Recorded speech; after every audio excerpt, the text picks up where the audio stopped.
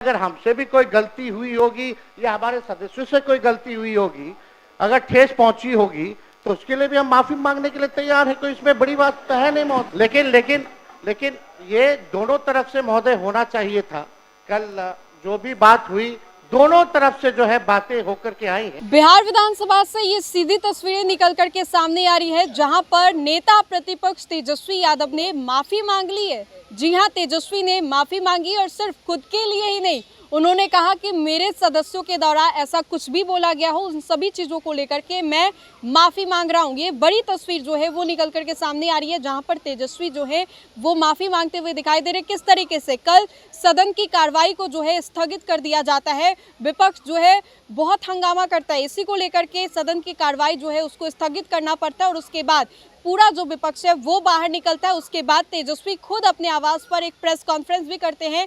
दरअसल बीते ही दिन भाई वीरेंद्र, जो कि आरजेडी एमएलए हैं, उन्होंने एक बड़ा बयान सदन के कार्रवाई के दौरान ही दे दिया था, जिसमें कि उन्होंने साफ साफ शब्दों में ये कह दिया था कि सदन किसी के बाप की नहीं है। और इस बात को सुनने के बाद जो पूरा सत्ता पक्ष था वो चीखने लगा, चिल्लाने लगा और ये कहने लगा कि माफी मांगनी ही पड़ेगी। और उसके बाद अशोक चौधरी, विजय कुमार सिन्हा सभी ने बड़ा बयान दिया और इसके बावजूद भी भाई वीरेंद्र ने माफी नहीं मांगी और कह दिया कि गलत क्या बोला, भाई वीरेंद्र हूँ, माफी नहीं मांगूंगा। उन्होंने ये भी कहा, बाहर आते आते भाई वीरेंद्र का जो बयान है वो बदल जाता है। सदन के अंदर भाई वीरेंद्र ने ये कहा कि किसी के बाप का ये सदन नहीं है, लेकिन बाहर आते आते उनका बयान जो है ऐसे बदला मानो कि उन्होंने कुछ गलती ही नहीं की।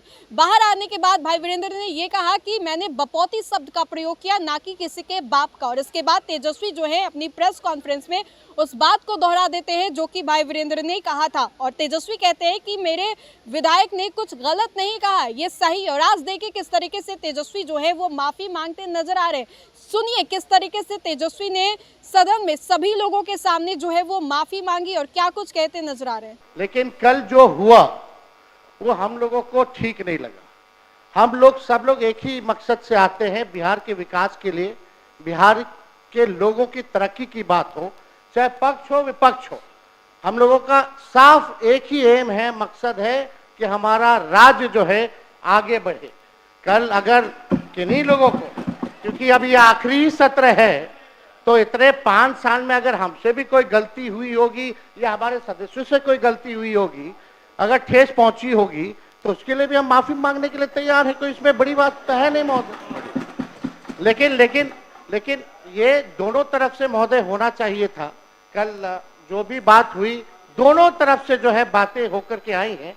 अब हम नहीं चाहते कि बेकार की बातों पे हम लोग जो चर्चा करें, मुद्दे की बात पे जो है हम सब लोगों को जो है चर्चा करना चाहिए महोदय। तो आपने सुना तेजस्वी ने क्या कुछ कहा, किस तरीके से माफी मांगी। तो फिलहाल के लिए इस खबर में इतना ही। सहयोगी मंटू के साथ राजनंदिनी, देशवा न्यूज़, पटना।